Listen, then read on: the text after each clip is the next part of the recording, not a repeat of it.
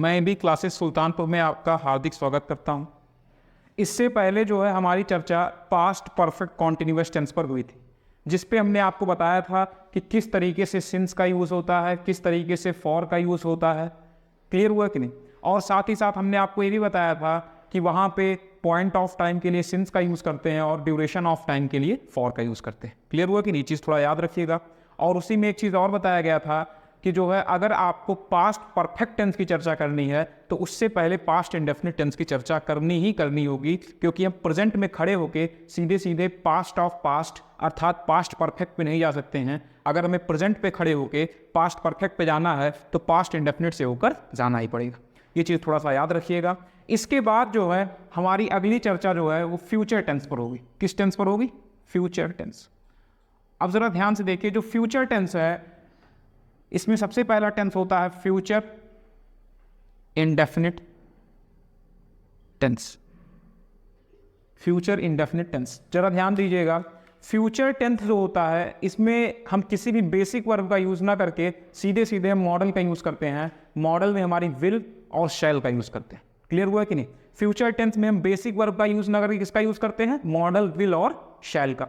अब जरा ध्यान दीजिए, जो फ्यूचर इंडेफिनिट टेंस होता है ये सब अपने आप में बहुत छोटे छोटे टेंस हैं। बने थोड़ा सा जानना है कि इनमें कहाँ पे कौन सी वर्ब लगेगी और किस एडवर्ब के साथ किस वर्ब का यूज़ करेंगे। ये चीज़ थोड़ा सा याद रखिएगा। जैसे फ्यूचर इंडेफिनिट टेंस जो होता है ये अपने में सीधे सीधे किसी फ्यूचर इंफॉर्मेशन के बारे में बताता है। फ्यूचर इंडेफिनिट टेंस क्या करता है? सीधे सीधे किसी फ्यूचर इंफॉर्मेशन के बारे में बताता है। इसका थोड़ा सा बेसिक स्ट्रक्चर याद रखिएगा। इसका जो बेसिक स्ट्रक्चर होता है वो होता है सब्जेक्ट, सब्जेक्ट के साथ विल या फिर शैल, विल या फिर शैल के साथ वर्ब की फर्स्ट फॉर्म प्लस ऑब्जेक्ट। आपको ये चीज़ हमेशा याद रखना है, अपने दिमाग में ये चीज़ आपको हमेशा याद रखना है कि अगर कहीं पे विल या फिर शैल अर्थात मॉडल लिखा हुआ मिल जाए तो उसके साथ हमेशा वर्ब की फर्स्ट फॉर्म आती है। और अगर इसी मॉडल के साथ और अगर इसी विल या फिर शैल के साथ बी लिखा हुआ मिल जाए तो उसके साथ वर्ब की आईएनजी फॉर्म आती है। मतलब अगर मॉडल के साथ बी आ जाएगा तो वर्ब की आईएनजी फॉर्म आएगी, और अगर इसी मॉडल विल या फिर शैल के साथ हैव लिखा हुआ मिल जाए तो हैव अपने आप में परफेक्ट को बताता है, इसीलिए इसके साथ हमेशा वर्ब की थर्ड फॉर्म आती है। ये तीनों स्ट्रक्चर आपको थोड़ा सा याद रखना है कि अगर केवल मॉडल है तो वर्ब की फर्स्ट फॉर्म, मॉडल के साथ अगर बी आ गया तो वर्ब की आईएनजी फॉर्म, और अगर मॉडल के साथ हैव आ गया तो वर्ब की थर्ड फॉर्म का प्रयोग करते हैं। ये चीज़ अपने दिमाग में थोड़ा सा याद रखिएगा, आगे मदद मिलेगी। अब ज़रा ध्यान दीजिएगा, हम बेसिक स्ट्रक्चर इसका अफर्मेटिव का क्या होता है कि सबसे पहले सब्जेक्ट लिखेंगे, सब्जेक्ट के साथ विल या शैल प्लस वर्ब की फर्स्ट फॉर्म प्लस ऑब्जेक्ट। इसमें जनरली क्या होता है कि अगर सब्जेक्ट आपका आई और वी है तो इसके साथ शैल का यूज़ करते हैं, और अगर इसके अलावा कोई और सब्जेक्ट है जैसे कि ही हो गया, सी हो गया, इट हो गया, दे हो गया, या फिर किसी पर्सन का नाम हो गया, तो उसके साथ हम हमेशा विल का प्रयोग करते हैं। अगर मान लीजिए आपको ही, जैसे ही, विल या फिर शायद, गो, देयर।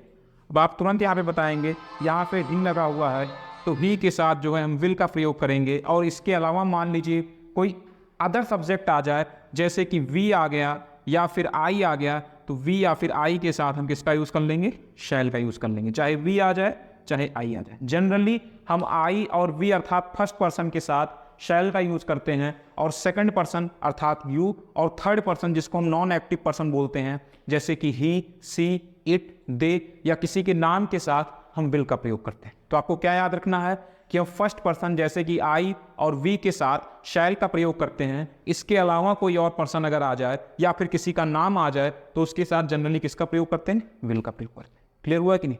अब जरा इसमें आपको ध्यान क्या रखना है, जैसे हम आपको जब पास्ट इंडेफिनिट टेंस पढ़ाए थे तो उसमें बताया गया था कि पास्ट इंडेफिनिट टेंस अपने आप में पास्ट इंफॉर्मेशन के बारे में बताता है। किसके बारे में बताता है? पास्ट इंफॉर्मेशन के बारे में। पास्ट इंडेफिनिट टेंस अपने आप में पास्ट इंफॉर्मेशन के बारे में बताता था, वैसे ही जो फ्यूचर इंडेफिनिट टेंस है ये अपने आप में फ्यूचर इंफॉर्मेशन के बारे में बताता है। हमने आपको बताया था कि अगर आपको पास्ट इंडेफिनिट टेंस में हमने आपको बताया था कि अगर कहीं पे last year, last month, last day अर्थात अगर कहीं पे आपको लास्ट वर्ड लिखा हुआ मिल जाए तो इसका यूज़ हम पास्ट इंडेफिनिट टेंस में करते हैं। सिमिलरली अगर आपको कहीं पे फ्यूचर इंडेफिनिट टेंस का यूज़ करना है तो उसके लिए जैसे लास्ट अपने आप में पास्ट खुद बताता है, तो लास्ट का अपोजिट होता है नेक्स्ट। इसीलिए अगर आपको कहीं पर भी नेक्स्ट ईयर, नेक्स्ट मंथ या फिर नेक्स्ट डे लिखा हुआ मिल जाए तो ये सभी अपने आप में जो है फ्यूचर टाइम को बताते हैं और ये अपने आप में फ्यूचर इंफॉर्मेशन को बताते हैं। इसीलिए इन सब के साथ हम किस टेंस का यूज़ करते हैं? तो आपका आंसर होगा इन सब के साथ हम फ्यूचर इंफॉर्मेशन बताने वाले फ्यूचर इंडेफिनिट टेंस का यूज़ करते हैं। तो आपको क्या याद रखना है कि अगर कहीं पे भी next year, next month, next day लिखा हुआ मिल जाए तो इन सब के साथ हम किस टेंस का यूज़ करेंगे? तो आपका आंसर होगा future indefinite tense. Future indefinite tense का बेसिक स्ट्रक्चर क्या होता है? सब्जेक्ट प्लस विल या फिर शैल प्लस वर्ब की फर्स्ट फॉर्म प्लस ऑब्जेक्ट। अगर आपका सब्जेक्ट आई और वी है तो उसके साथ जनरली हम शैल का यूज़ करते हैं, और अगर कोई और सब्जेक्ट है तो उसके साथ हम किसका यूज़ करते हैं? विल का। ये चीज़ थोड़ा दिमाग में याद रखिएगा। और अगर इसी का निगेटिव बनाना होगा तो आपको ये भी पता है कि हम आपको कई बार बताया है कि जब भी टेंस में नॉट लगाया जाता है तो नॉट का प्रयोग हेल्पिंग वर्ब के बाद और मेन वर्ब के पहले, अर्थात नॉट का प्रयोग हेल्पिंग वर्ब और मेन वर्ब के बीच में किया जाता है। तो इन दोनों के बीच में हम किसका यूज़ कर लेंगे? नॉट का यूज़ कर लेंगे। ये चीज़ थोड़ा सा याद रखिएगा। क्लियर हुआ कि नहीं? तो आपको क्या याद रखना है कि इसका अगर कहीं पे भी आपको adverb next year, next month या नेक्स्ट डे लिखा हुआ मिल जाए तो उसके साथ हम हमेशा फ्यूचर इंडेफिनिट टेंस का यूज़ करते हैं। क्लियर हुआ कि नहीं? अब जरा इसके आगे थोड़ा सा देखिएगा। अगर मान लीजिए हम आपको कोई सेंटेंस जैसे कि लिखा हुआ दे दें, हमने आपको क्या बताया कि अगर कहीं पे भी नेक्स्ट वर्ड लिखा हुआ मिल जाए, इसके साथ कोई भी डे आ जाए, कोई भी ईयर आ जाए, कोई भी मंथ आ जाए, तो हम किस टेंस का यूज़ करेंगे? तो आपका आंसर होगा फ्यूचर इंडेफिनिट टेंस का। फ्यूचर इंडेफिनिट टेंस का बेसिक स्ट्रक्चर क्या होता है? सब्जेक्ट प्लस विल या शैल प्लस वर्ब की फर्स्ट फॉर्म प्लस ऑब्जेक्ट। ऐसे अगर मैं ये लिखा हुआ मिल दे, राम विल या फिर shall go to Lucknow next month. अब आप तुरंत यहाँ पे देखेंगे, मान लीजिए हम यहाँ पे आपको एक ब्लैंक दे दें इस तरीके से, go to Lucknow next month. अब यहाँ पे आप कब देखेंगे, यहाँ पे नेक्स्ट मंथ लिखा हुआ है तो आपको बताया गया है कि नेक्स्ट मंथ के साथ हमेशा किस टेंस का यूज़ करते हैं? तो आपका आंसर होगा फ्यूचर इंडेफिनिट टेंस। तो अगर यहाँ पे नेक्स्ट मंथ लिखा हुआ मिला है तो इसके साथ हम फ्यूचर इंडेफिनिट टेंस का यूज़ करेंगे। फ्यूचर इंडेफिनिट टेंस में सबसे पहले सब्जेक्ट जो कि राम हो गया, उसके बाद विल या फिर शैल। आपको बताया गया है कि आई और वी के साथ हम शैल का यूज़ करते हैं। अगर इसके अलावा कोई और सब्जेक्ट आ जाएगा तो किसका यूज़ करेंगे? विल का यूज़ करेंगे। अगर यहाँ पे आपका राम यूज़ हुआ है तो राम के साथ हम क्या लगा देंगे? विल लगा देंगे। विल लग गया, विल के साथ वर्ब की फर्स्ट फॉर्म लग गई, तो क्या हो जाएगा? Ram will go to Lucknow next month. Ram will go to Lucknow next month. अभी यहीं इसी के स्थान में मान लीजिए हम लिख दें वी, फिर ब्लैंक दे दें going to Kanpur next year. अब क्या लिखा हुआ मिल गया? Next year. नेक्स्ट वर्ड आ गया तो future indefinite tense. Future indefinite tense will या फिर शैल प्लस वर्ब की फर्स्ट फॉर्म। विल का प्रयोग, शैल का प्रयोग आई और वी के साथ, और विल का प्रयोग एनी अदर सब्जेक्ट के साथ। अब यहाँ पे अगर अपने आप में वी लगा हुआ है तो वी के साथ हम क्या लगाएंगे? शैल। क्या लगा देंगे? शैल। लेकिन साथ ही साथ आपको ये भी देखना है कि अगर केवल मॉडल आएगी तो मॉडल के साथ वर्ब की कौन सी फॉर्म आती है? First form. इस पे भी क्वेश्चन एरर बनाता है, थोड़ा ध्यान रखिएगा। अगर यहाँ पे शैल आया है तो शैल के साथ हम गोइंग न लिख के क्या लगा देंगे? वर्ब की फर्स्ट फॉर्म क्या लगा देंगे? गो। तो क्या हो जाएगा? We shall go to Kanpur next year. हम अगले वर्ष कहाँ जाएंगे? कानपुर जाएंगे। तो ये चीज़ आपको थोड़ा सा याद रखना है कि इसका बेसिक स्ट्रक्चर क्या होता है? तो सब्जेक्ट प्लस विल या शैल प्लस वर्ब की first form plus object. Clear हुआ कि नहीं? इसका यूज हम किस एडवर्ब के साथ करेंगे? तो अगर आपको कहीं की next word, next month, next year, next day लिखा हुआ मिल जाता है तो उसके साथ हम हमेशा फ्यूचर इंडेफिनिट टेंस का यूज करते हैं। अगर मान लीजिए यहीं पे नेक्स्ट मंथ के स्थान पे लास्ट मंथ लिखा हुआ मिलता तो लास्ट मंथ आपको पता है पास्ट इंडेफिनिट टेंस की एडवर्ब होती है, तो यहाँ पे हम किस टेंस का यूज करते? पास्ट इंडेफिनिट टेंस का यूज करते। तो आपको थोड़ा सा याद रखना है कि अगर पास्ट की इंफॉर्मेशन बतानी होगी तो पास्ट इंडेफिनिट टेंस, और अगर फ्यूचर की इंफॉर्मेशन बतानी होगी तो फ्यूचर इंडेफिनिट टेंस का यूज करते हैं। फ्यूचर इंडेफिनिट टेंस पहचानेंगे कैसे? तो वहां पे आपको नेक्स्ट मंथ, नेक्स्ट ईयर या फिर नेक्स्ट डे लिखा हुआ मिलेगा। विल या फिर शैल के साथ वर्ब की फर्स्ट फॉर्म का यूज करेंगे। अब जरा इसके आगे ध्यान से देखिएगा। देखो क्या होता है कि अगर जो है आपको मान लीजिए कोई भी फ्यूचर इंफॉर्मेशन देनी है तो next year, next month, next day के साथ हमने विल या शैल के साथ वर्ब की फर्स्ट फॉर्म का यूज अर्थात फ्यूचर इंडेफिनिट टेंस का यूज कर लिया। लेकिन क्या होता है कि अगर यही जो है किसी व्यक्ति का शेड्यूल हो, शेड्यूल का मतलब आपको थोड़ा सा बताते हैं, जो शेड्यूल होता है वो हमेशा किसी न किसी पर्टिकुलर पर्सन का होता है। मान लीजिए हमने ये कह दिया कि जो सीएम है वो अगले हफ्ते मान लीजिए अयोध्या विजिट पर जाएंगे।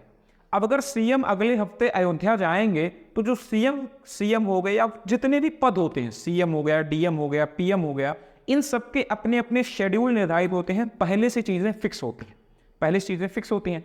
इसीलिए इन लोग का जो शेड्यूल निर्धारित होता है ये तो निर्धारित होता है फ्यूचर में, लेकिन इसे बनाते हैं हम हमेशा प्रेजेंट इंडेफिनिट टेंस में। क्लियर हुआ कि नहीं?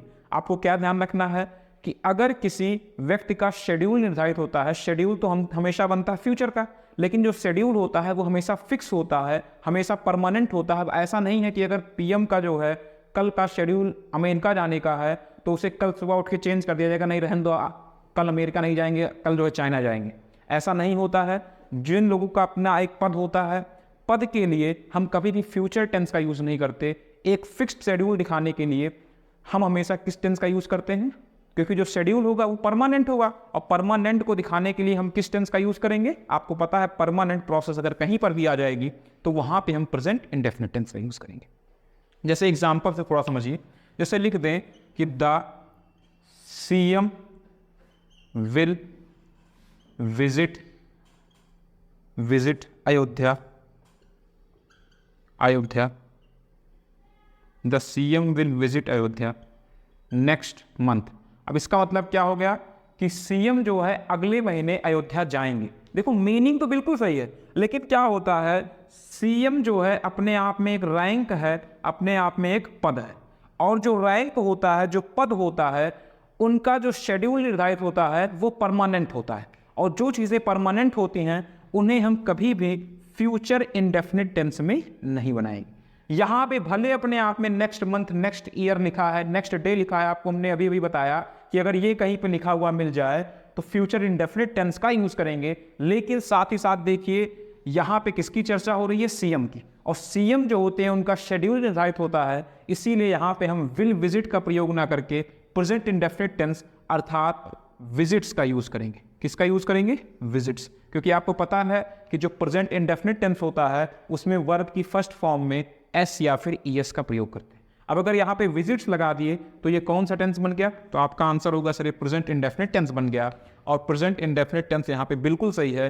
क्यों सही है? क्योंकि सीएम है, सीएम एक रैंक है, और रैंक जो होती हैं उनका एक फिक्स्ड शेड्यूल होता है, और शेड्यूल को दिखाने के लिए हम हमेशा प्रेजेंट इंडेफिनिट टेंस का यूज़ करते हैं, ना कि फ्यूचर इंडेफिनिट टेंस।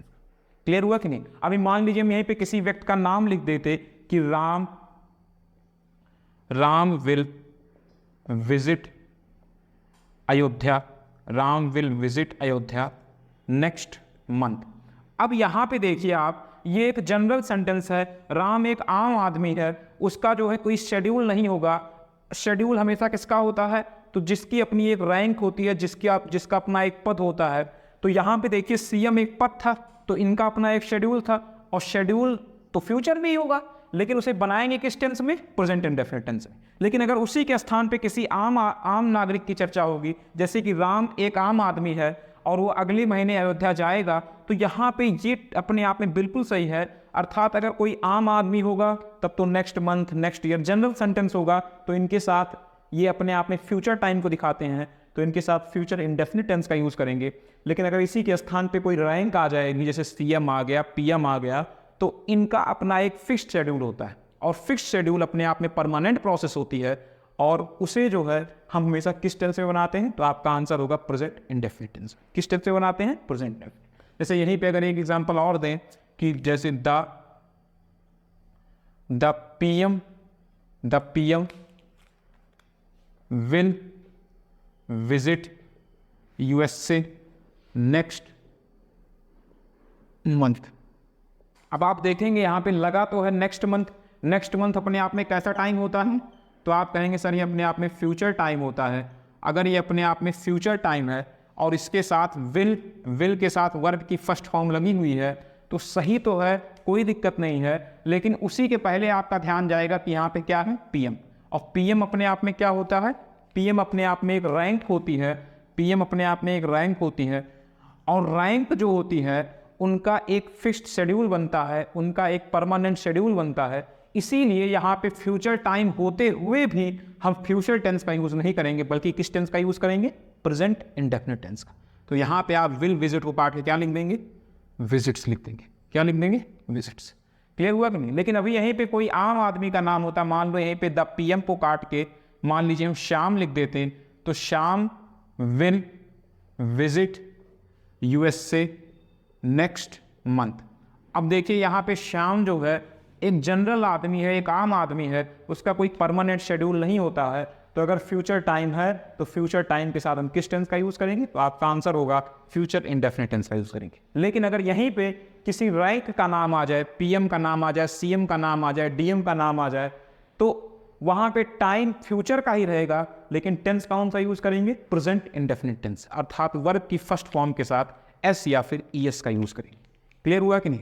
तो ये चीज़ आपको याद रखना है कि फ्यूचर इंडेफिनिट टेंस का यूज़ हम फ्यूचर टाइम के साथ करते हैं, लेकिन अगर वहीं पे किसी रैंक का नाम आ जाए, रैंक मतलब किसी पद का नाम आ जाए, जैसे कि पीएम, सीएम, डीएम, तो भले उनके लिए फ्यूचर टाइम यूज़ हुआ हो, लेकिन जो उनका शेड्यूल होता है वो निर्धारित होता है, इसीलिए वहाँ पे हम फ्यूचर टाइम के साथ भी प्रेजेंट इंडेफिनिट टेंस का यूज़ करते हैं। क्लियर हुआ कि नहीं? तो ये चीज़ थोड़ा याद रखिएगा एक पॉइंट, कि फिक्स्ड शेड्यूल, परमानेंट शेड्यूल को दिखाने के लिए हम हमेशा प्रेजेंट इंडेफिनिट टेंस का यूज़ करते हैं, ना कि फ्यूचर इंडेफिनिट टेंस का। क्लियर हुआ कि नहीं? अब ज़रा इसके आगे थोड़ा सा देखिएगा। तो फ्यूचर इंडेफिनिट टेंस में बस आपको इतना याद रखना है कि अगर फ्यूचर टाइम मिल जाए, जनरल सेंटेंस की बात हो, राम, श्याम, गीता, मोहन, किसी की भी बात हो, तब तो हम फ्यूचर इंडेफिनिट टेंस अर्थात विल या फिर शैल के साथ वर्ब की फर्स्ट फॉर्म का यूज़ करेंगे। लेकिन अगर वहीं पे किसी बड़े व्यक्ति की बात हो, सीएम की बात हो, पीएम की बात हो, डीएम की बात हो, तो उनके साथ हम फ्यूचर टाइम के होते हुए भी प्रेजेंट इंडेफिनिट टेंस का यूज़ करें। क्लियर हुआ कि नहीं? इस चीज़ थोड़ा याद रखिएगा। अब इसके बाद जो अगला टेंस आता है वो आता है फ्यूचर कॉन्टिन्यूअस टेंस।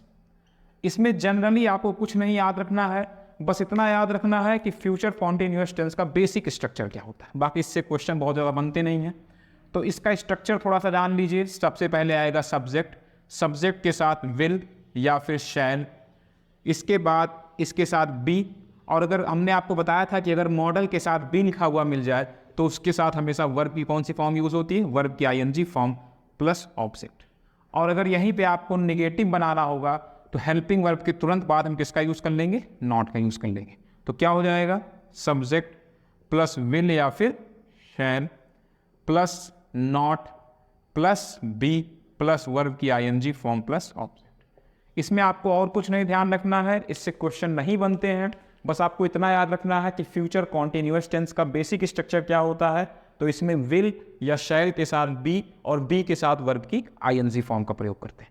अगर इसी में हमें नॉट लगाना होगा तो विल या शैल के साथ नॉट लगा देंगे, फिर बी, फिर वर्ब की आईएनजी फॉर्म, फिर ऑब्जेक्ट। क्लियर हुआ कि नहीं? बस इतना इसमें याद रखिएगा।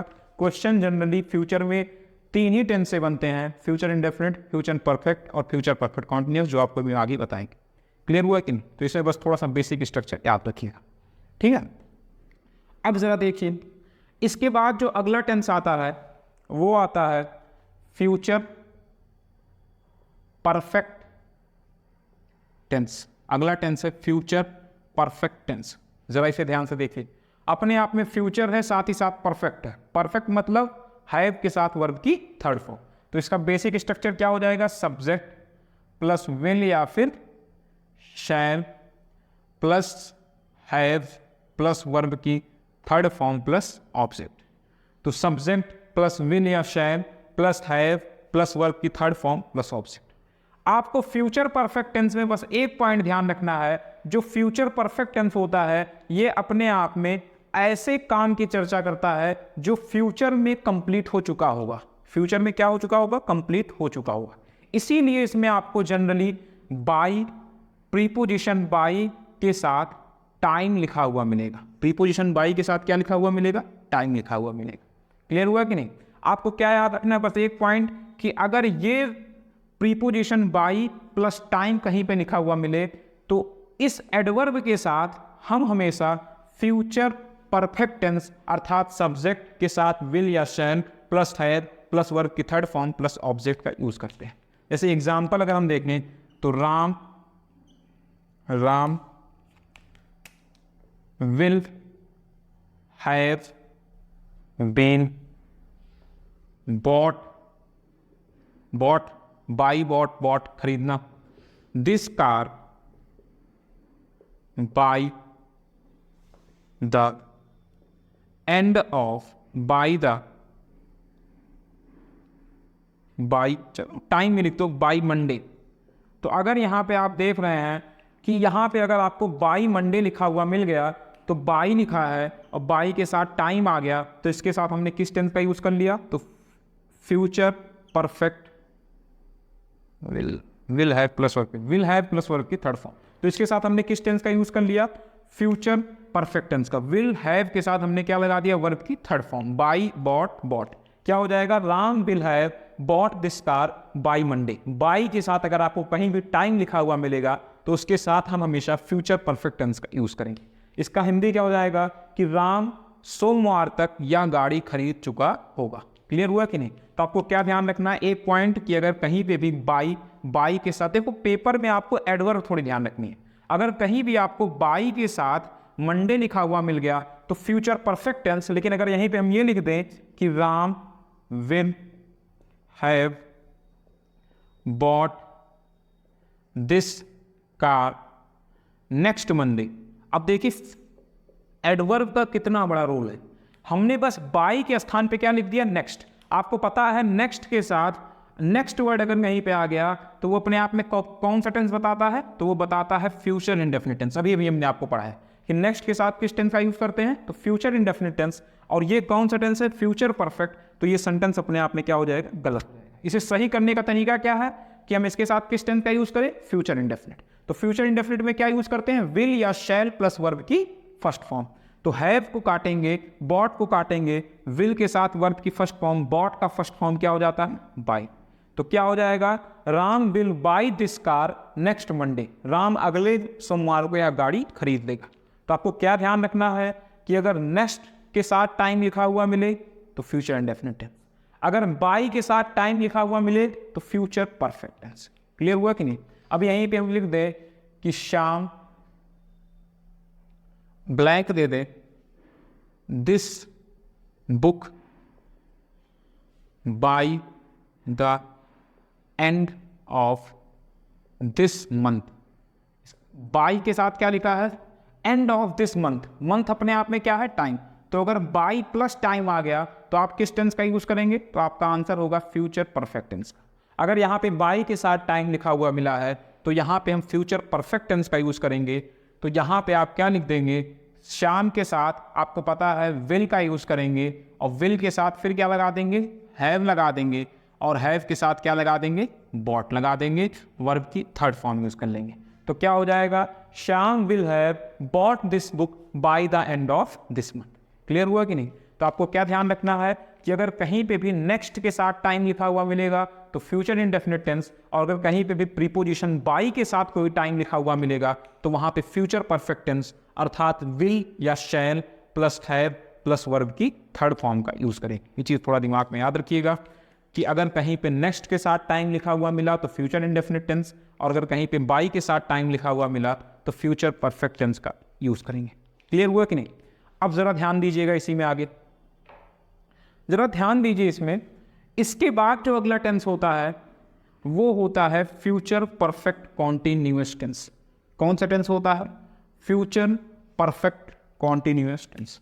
जरा इसे ध्यान समझिएगा, थोड़ा इंपॉर्टेंट है ये, इस पर कई बार क्वेश्चन पूछे गए। देखो जो अपने आप में फ्यूचर परफेक्ट कॉन्टिन्यूअस टेंस होता है इसमें हम सब्जेक्ट के साथ विल या फिर shall plus have plus been plus verb की आईएनजी फॉर्म प्लस ऑब्जेक्ट का यूज करते हैं। सब्जेक्ट प्लस विल या shall plus have plus been plus verb की आईएनजी फॉर्म प्लस ऑब्जेक्ट। देखिए अगर ये जाहिर सी बात है, अगर अपने आप में परफेक्ट कॉन्टिन्यूअस टेंस है तो इसमें जनरली टाइम की चर्चा होगी ही होगी। जैसे हमने आपको पहले बताया कि प्रेजेंट परफेक्ट कॉन्टिन्यूअस में टाइम की चर्चा होगी, पास्ट परफेक्ट कॉन्टिन्यूस में टाइम की चर्चा होगी, उसमें हमने आपको ये भी बताया था कि पॉइंट ऑफ टाइम के लिए सिंस का यूज़ करेंगे और जो है ड्यूरेशन ऑफ टाइम के लिए किसका यूज़ करेंगे, फॉर का यूज़ करेंगे। लेकिन ज़रा ध्यान दीजिएगा, हमने आपको साथ ही साथ जैसे मान लीजिए एक सेंटेंस यहाँ पे लिखें कि Ram will have been buying this car, Ram will have been buying this car. आप देख रहे हैं विल लगाए, विल के साथ हैव लगाया, हैव के साथ बीन, बीन के साथ वर्ब की आईएनजी फॉर्म, मतलब कौन सा टेंस हो गया, future perfect continuous tense. Clear हुआ कि नहीं? अब अगर यहीं पे आपको ये लिखा हुआ देने सिंस, अब देखिए टेंस कौन सा है, फ्यूचर, तो जाहिर सी बात है सिंस के बाद जो टाइम आएगा वो भी कौन सा टाइम आएगा, फ्यूचर टाइम आएगा, क्योंकि जैसा टाइम वैसा ही एक्शन। अगर एक्शन आपका फ्यूचर परफेक्ट कॉन्टिन्यूअस का है तो आपका टाइम भी कौन सा आना चाहिए, फ्यूचर टाइम। जैसे मान लीजिए अभी 2024 चल रहा है, अगर यहाँ पे कोई फ्यूचर टाइम जैसे मान लीजिए 2030 लिखेंगे, तो अब इस सेंटेंस में आपसे पूछेगा कि एरर किस पार्ट में, ए पार्ट में, बी पार्ट में या सी पार्ट में। अब जरा यहाँ पे बहुत ध्यान से देखिए, यहाँ पे आपको क्या ध्यान रखना है कि जो सिंस होता है वो अपने आप में क्या बताता है, पॉइंट ऑफ टाइम बताता है। चलिए ठीक है, सिंस अगर अपने आप में पॉइंट ऑफ टाइम बता रहा है, लेकिन साथ ही साथ हमने आपको उसमें एक पॉइंट और लिखाया था कि सिंस जो होता है वो अपने आप में पास्ट पॉइंट ऑफ टाइम बताता है। कौन सा पॉइंट ऑफ टाइम बताता है, पास्ट पॉइंट ऑफ टाइम बताता है। अब जरा ध्यान दीजिएगा, यहां पे सिंस तो लगाए लेकिन इसके साथ जो पॉइंट ऑफ टाइम भी आया, लेकिन वो पॉइंट ऑफ टाइम कब का है, तो आपका आंसर होगा सर ये पॉइंट ऑफ टाइम कब का है, फ्यूचर का। क्लियर हुआ कि नहीं? तो अगर हमें पास्ट पॉइंट ऑफ टाइम को बताने के लिए हमने किसका यूज पढ़ा था, सिंस का, लेकिन अगर यहाँ पे फ्यूचर पॉइंट ऑफ टाइम बताना है तो क्या हम सिंस का यूज कर सकते हैं? तो आपका आंसर होगा यहाँ पे ये गलत है।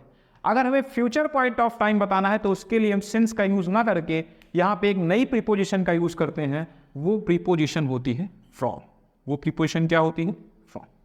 तो आपको ये याद रखना है कि प्रेजेंट टेंस में, पास्ट टेंस में पॉइंट ऑफ टाइम को दिखाने का काम सिंस करता है और इस टेंस में पॉइंट ऑफ टाइम को दिखाने का काम कौन करता है, फ्रॉम। पॉइंट ऑफ टाइम को दिखाने का काम कौन करता है, फ्रॉम। तो आपको क्या याद रखना है कि अगर आपको कहीं पे भी फ्यूचर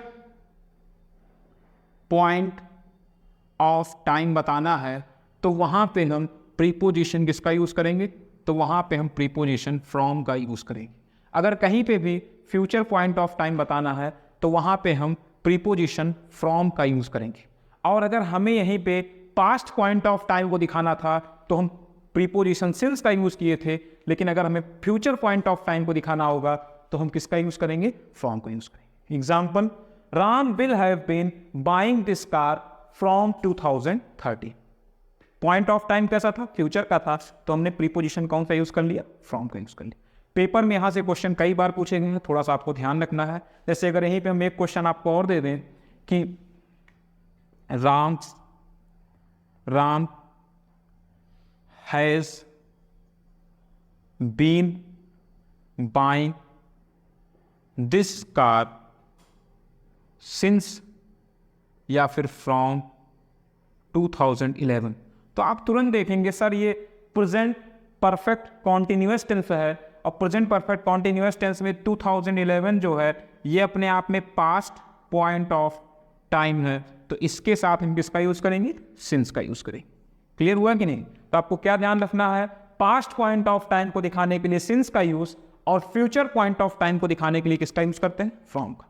आपको एक कॉपी में थोड़ा सा नोट कर लेना है कि अगर हमें कहीं पे भी फ्यूचर पॉइंट ऑफ टाइम दिखाना होता है तो वहां पे हम प्रीपोजिशन फ्रॉम का यूज करते हैं। क्लियर हुआ कि नहीं? अभी एक एग्जांपल अगर हम यहाँ पे और लिखना चाहें तो अगर हम लिखें यहाँ पे कि गीता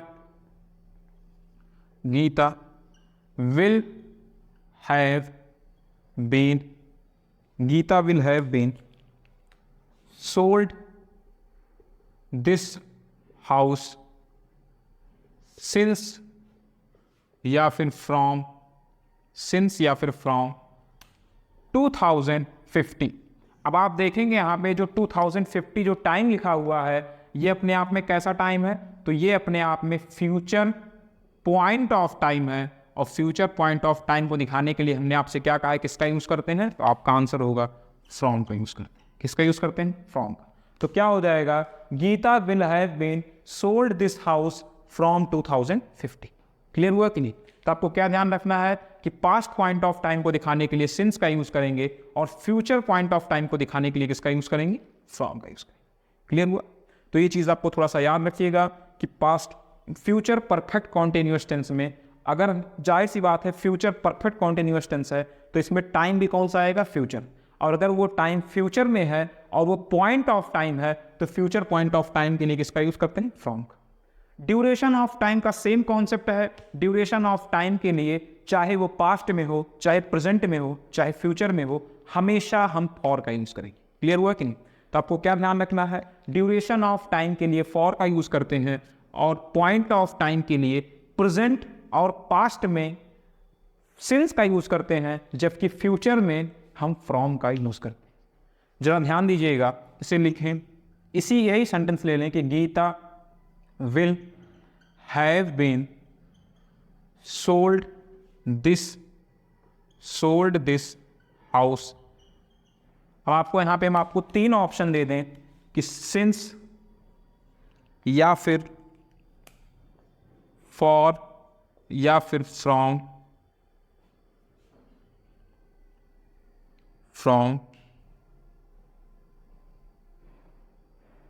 20 years। अब जरा ध्यान दीजिएगा, ये जो 20 साल हैं ये अपने आप में क्या है? Duration of time. क्या है? Duration of time. और ड्यूरेशन ऑफ टाइम को दिखाने के लिए ना ही सिंस का यूज होगा, ना ही फ्रॉम का यूज होगा, वहां पे किसका यूज होगा? फॉर का यूज होगा। अभी यहीं पे हम इस 20 ईयर्स को काट के ये लिख देते 2070। अब 2070 अपने आप में फ्यूचर पॉइंट ऑफ टाइम है, तब इसके साथ क्या लग जाता? फ्रॉम लग जाता। क्लियर हुआ कि नहीं? तो अगर आपको पास्ट पॉइंट ऑफ टाइम दिखाना है तो since, future point of time दिखाना है तो फ्रॉम, और अगर ड्यूरेशन ऑफ टाइम जैसे कि 20 साल, 10 साल, 15 साल, 8 साल, तो इन सबको दिखाने के लिए हम किसका यूज करते हैं? फॉर। फॉर का यूज सभी टेंस में किया जाता है, चाहे वो प्रेजेंट टेंस हो, चाहे पास्ट टेंस हो, चाहे फ्यूचर टेंस हो। क्लियर हुआ कि नहीं? तो आपको क्या ध्यान रखना है? पास्ट पॉइंट ऑफ टाइम को दिखाने के लिए सिंस का यूज करते हैं, जबकि फ्यूचर पॉइंट ऑफ टाइम को दिखाने के लिए किसका यूज करते हैं? फ्रॉम का यूज करते हैं। क्लियर? यहां तक के लिए आपका टेंस टॉपिक लगभग समाप्त हो गया। 10-15 मिनट का एक टॉपिक और बचा है, वो खत्म करके हमारा टेंस टॉपिक समाप्त हो जाएगा।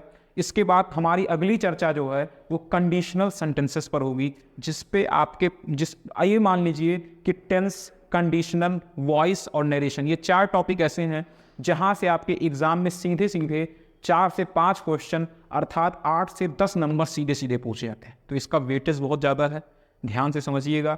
इंग्लिश को एग्जाम के ओरिएंटेशन से पढ़िए कि जैसे एग्जाम में क्वेश्चन पूछे जाते हैं हमें उसी हिसाब से पढ़ना है।